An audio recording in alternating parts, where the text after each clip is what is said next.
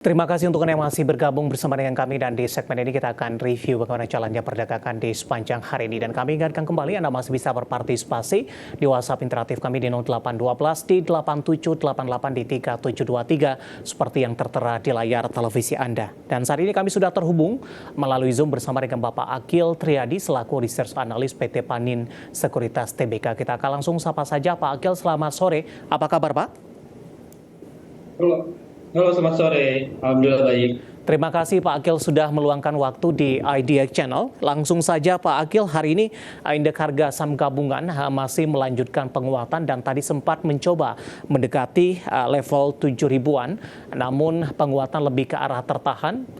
Di posisi saat ini penguatan indeks harga saham gabungan lebih ke arah terbatas. Bagaimana analisis Anda penguatan yang terjadi di sepanjang perdagangan hari ini di tengah penantian dari para pelaku pasar terkait juga dengan rilis data inflasi Amerika Serikat yang akan dirilis pada malam nanti waktu Indonesia Barat?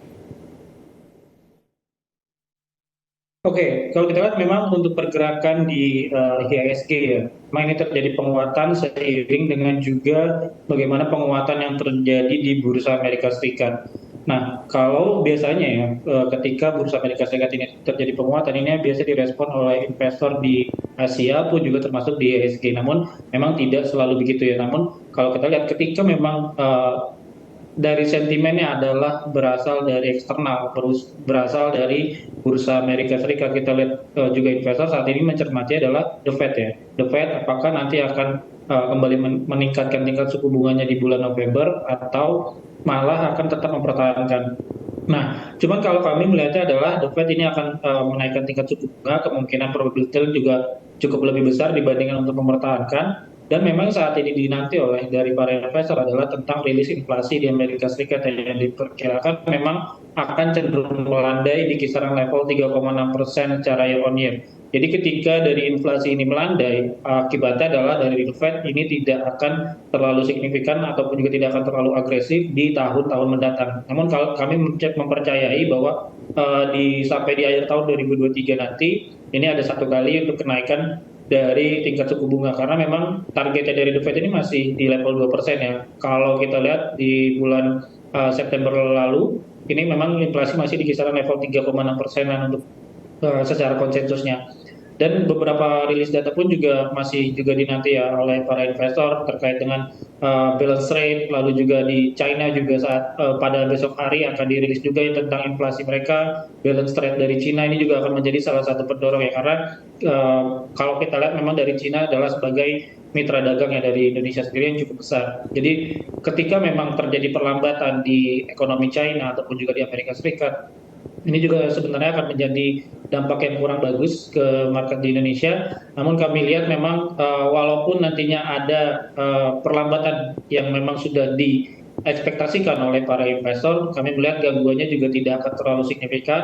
Namun sekali lagi untuk pergerakan dari IHSG ini masih akan bergerak di range kisaran level 7.000 sampai level 6.800. Baik, untuk jangka pendek Pak Akil, besok jelang libur akhir pekan dengan mempertimbangkan skenario inflasi, kemudian potensi dari profit taking jelang libur akhir pekan, kemana arah pergerakan indeks harga saham gabungan untuk esok hari? Ya, kami melihat memang untuk pergerakan IHSG besok ya, ini akan lebih cenderung terjadi tekanan begitu ya, karena kalau kita lihat di hari ini pun juga sudah closing untuk penutupan IHSG hanya menguat tipis ya 0,05% di level 6935. Dan kalau kita lihat secara stokastik pun juga tidak begitu bagus, dia tidak mampu break ke level resisten di 6993 ya. Jadi kalau secara stokastik tidak begitu baik, artinya memang ada peluang untuk terjadi pelemahan, meskipun juga cenderung terbatas ya di level 6.917 sebagai level support terdekatnya. Dan kalau kita lihat apakah nanti rilis data inflasi dari Amerika Serikat ini sesuai dengan ekspektasi, kami melihatnya ini adalah sudah inline ya ataupun juga sudah price in apa yang sudah dirasakan oleh pasar. Artinya memang untuk di besok hari kami lihat ada ruang untuk terjadi pelemahan secara terbatas untuk pergerakan IHSG. Hari ini penguatan indeks harga saham gabungan ditopang oleh saham-saham perbankan Big Cap. Penguatannya juga cukup signifikan meskipun di penutupan sesi kedua penguatan lebih ke arah terbatas. Bagaimana Anda melihat penguatan dari saham perbankan Big Cap ini? Apakah hanya pembalikan arah sementara saja? Karena di penutupan sesi kedua hari ini penguatannya juga sudah mulai terbatas begitu, dan juga langkah antisipasi dari investor menyambut rilis kinerja kuartal ketiga di 2023. Halo Pak Akil. Iya, pertama untuk dari perbankan ya, memang kalau biasanya ya, iya halo, Ya, silakan dilanjutkan Pak. Delay sepertinya. halo, Pak suara saya terdengar? Ya, silakan dilanjutkan Pak Akil. Iya, oke. Untuk perbankan memang ketika memang dari perbankan akan rilis data keuangan ya, ini memang akan jadi cenderung yang positif. Apalagi kalau kita tahu di kuartal sebelumnya, di kuartal 2 dan juga di kuartal 1 ini masih bertumbuh yang memang cukup signifikan ya dari perbankan, apalagi kita lihat dari bottom line-nya juga. Dan kalau kita lihat memang ini akan menjadi salah satu pendorong juga ya kepada IHSG ketika memang rilis data keuangan dari perbankan. Ini tone-nya adalah untuk positif. Biasanya ini juga akan mendorong dari pergerakan IHSG, dan kita lihat memang secara pertumbuhan kredit pun juga masih cukup bagus. Bahkan dari Bank Indonesia juga masih optimis untuk ke depan, bahkan di tahun 2024 ini juga masih akan tetap bertumbuh untuk kredit perbankan dari Indonesia. Walaupun kita lihat memang secara bisnis ya untuk di tahun 2024 mungkin akan terjadi lagging sebentar ya, karena memang ada wait and see ya dari para pelaku pasar terkait dengan kondisi pemilu tahun 2024. Namun kalau kita lihat itu tidak akan berdampak yang cukup signifikan ya di tahun pemilu, yang memang biasanya akan diuntungkan oleh beberapa untuk saham-saham sektor consumer.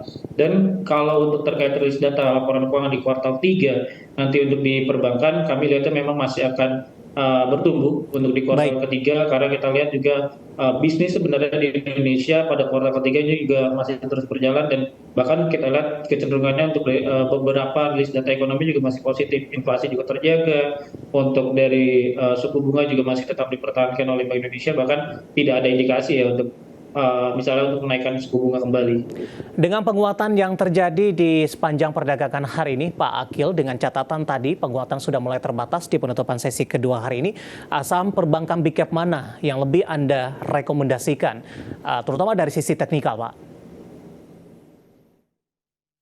Oke, kalau dari sisi teknikal kami lihat ada satu yang menarik, yaitu adalah dari BBCA ya. Jadi BBCA ini kami melihat ada buying power yang cukup bagus selama 2 hari berturut-turut, dan melihat juga bagaimana kondisinya saat ini memang sedang berada di daerah support ya, dari support jangka pendek. Dan kalau kita lihat dari moving average di 200 sendiri ya, moving average-nya ini terjadi mantul untuk pergerakan dari BBCA, artinya memang ada peluang untuk kembali menguat dari BBCA sendiri. Kami melihat ada potensi ke level 9250 sebagai level resistennya. Dan untuk level supportnya itu bisa dijaga di level untuk BBCA di level 8825 sebagai level support terdekat. Dan selain BBCA juga kami sempat mencermati ya untuk di Bank BNI ya. Di BNI sendiri kami lihat juga secara posisi candle juga cukup bagus. Hari ini volume beli juga cukup besar. Bahkan untuk di BBNI sendiri sudah break ya dari level resistennya. Itu kalau kita lihat level resisten dari BBNI itu di 523 di 5237 ya, atau 5235. Ini terjadi tertembus, dan artinya memang ketika level resisten tertembus adanya potensi untuk kembali terjadi penguatan. Kami perkirakan ada potensi ke level 5600 dari BBNI sendiri, dan kami lihat ada untuk level support dari BBNI itu di level 5150. Karena ini baru saja stock split ya dari BBNI. Dan hari ini secara intraday BBNI tadi juga sempat menembus di level 5.425, level tertinggi di sepanjang perdagangan hari ini. Masih ada ruang penguatan, tadi juga sudah disampaikan dari sisi support dan resistennya, dan BBNI masih ada peluang ke 5.400-an hingga ke 5.600-an. Dan lagi-lagi keputusan investasi tetap ada di tangan pemirsa IDX Channel. Pak Akil, kita hold terlebih dahulu. Saya akan sampaikan beberapa data perdagangan di penutupan sesi kedua dan update penutupan indeks harga saham gabungan di sesi kedua hari ini. Dan pemirsa, indeks harga saham gabungan di penutupan sesi kedua hari ini tampaknya masih berada di zona hijau, tapi penguatannya tipis saja di 0,05% dan ditutup di level 6.935.151 dan level penutupan hari ini merupakan level terendah di sepanjang perdagangan hari ini. Secara intraday, pergerakan IHSG dalam beberapa waktu terakhir atau hari terakhir bergerak serupa, di mana di menit-menit terakhir penutupan perdagangan di sesi kedua penguatannya lebih ke arah terbatas. Level tertinggi hari ini di 6.986.883. Trading volume, trading value, dan juga trading frekuensi dapat Anda saksikan juga papan perdagangan di layar televisi Anda. Baik, selanjutnya saya akan sampaikan beberapa data perdagangan lainnya yang berhasil dihimpun oleh tim redaksi kami. Langsung saja kita ke grafis yang pertama, pemirsa. Kita akan coba update posisi dari MNC 36 menguat di 0,95%, Jakarta Islamic Index melemah di 0,55%, sementara LQ45 menguat seiring juga dengan penguatan indeks harga saham gabungan di 0,40%. Kemudian kita akan coba lihat rotasi pergerakan sektoral ke grafis selanjutnya. Infrastruktur hari ini masih memimpin menguat sendirian signifikan dari sisi rotasi pergerakan sektoral. 3,92%, kesehatan menguat di 0,83%, barang baku melemah di 1,09% dan energi juga melemah di 0,91%.